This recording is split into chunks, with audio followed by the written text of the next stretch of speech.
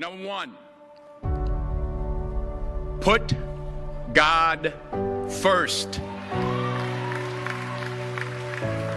Put God first in everything you do. Everything that you think you see in me, everything that I've accomplished, everything that you think I have, and I have a few things, everything that I have is by the grace of God. Understand that. It's a gift. 40 years ago, March 27th, 1975, it was 40 years ago, just this past March, I was flunking out of college. I had a 1.7 grade point average. I hope none of you can relate. I had a 1.7 grade point average. I was sitting in my mother's beauty shop. They still call it beauty shops now? What they call it now? Yeah, I was sitting in the beauty parlor. I was sitting in my mother's beauty parlor, and I'm looking in the mirror, and I see behind me this woman under the dryer. And every time I looked up, she was looking at me, just looking me in the eye. And I didn't know who she was, and I said, she said, somebody give me a pen, give me a pencil, I have a prophecy. March 27, 1975, she said, boy, you are going to travel the world and speak to millions of people. Now, mind you, I was flunked out of college. I'm thinking about joining the army. I didn't know what I was going to do, and she's telling me I'm going to travel the world and speak to millions of people. Well, I have traveled the world, and I have spoke to millions of people. But that's not the most important thing, the success that I had. The most important thing is that what she taught me and what she told me that day has stayed with me since. I've been protected. I've been directed. I've been corrected. I've kept God in my life, and it's kept me humble. I didn't always stick with him, but he always stuck with me. So stick with him in everything you do. If you think you want to do what you think I've done, then do what I've done and stick with God. Number two, fail big. That's right. Fail big. Today's the beginning of the rest of your life, and it can be very frightening. It's a new world out there. It's a mean world out there, and you only live once. So do what you feel passionate about. Take chances professionally. Don't be afraid to fail. There's an old IQ test, was 9 dots, and you had to draw 5 lines with a pencil within these 9 dots without lifting the pencil.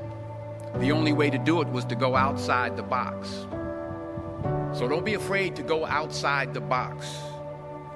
Don't be afraid to think outside the box. Don't be afraid to fail big, to dream big. But remember, dreams without goals are just dreams, and they ultimately fuel disappointment.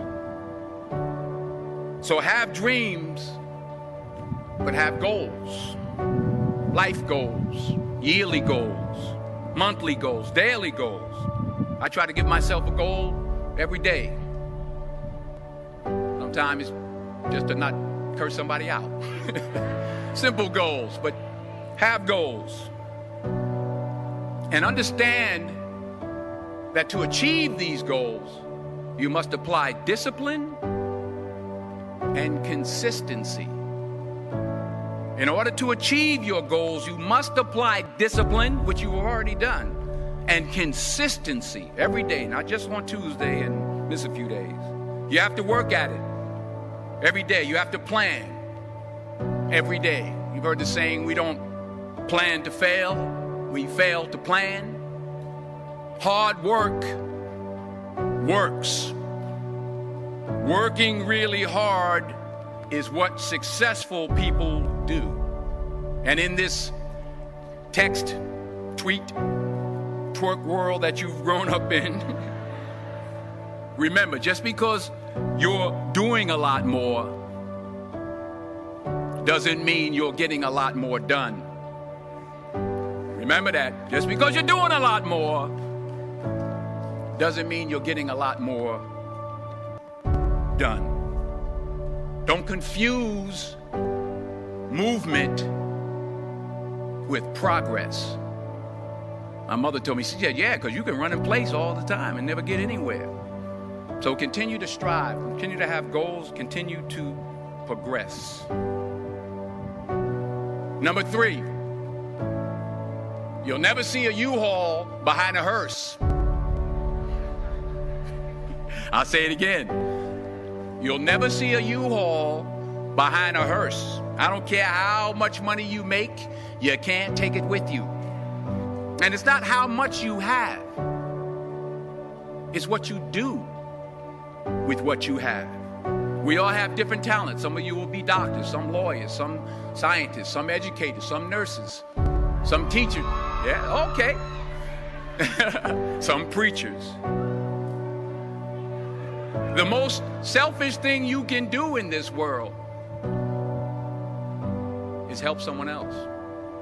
Why is it selfish? Because the gratification, the goodness that comes to you, the good feeling that I get from helping others, nothing's better than that.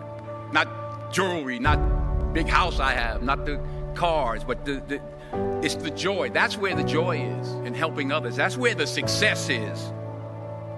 Finally, I pray that you put your slippers way under the bed tonight, so that when you wake up in the morning, you have to get on your knees to reach them. And while you're down there, say thank you for grace. Thank you for mercy. Thank you for understanding. Thank you for wisdom. Thank you for parents. Thank you for love. Thank you for kindness. Thank you for humility. Thank you for peace. Thank you for prosperity. Say thank you in advance for what's already yours. That's how I live my life. That's why I am. One of the reasons why I am today. Say thank you in advance for what is already yours. True desire in the heart for anything good is God's proof to you, sent beforehand to indicate that it's yours already. I'll say it again. True desire in the heart, that itch that you have, whatever it is you want to do, that thing that you want to do to help others and to grow and to make money, that desire, that itch, that's God's proof to you, sent beforehand already to indicate that it's yours.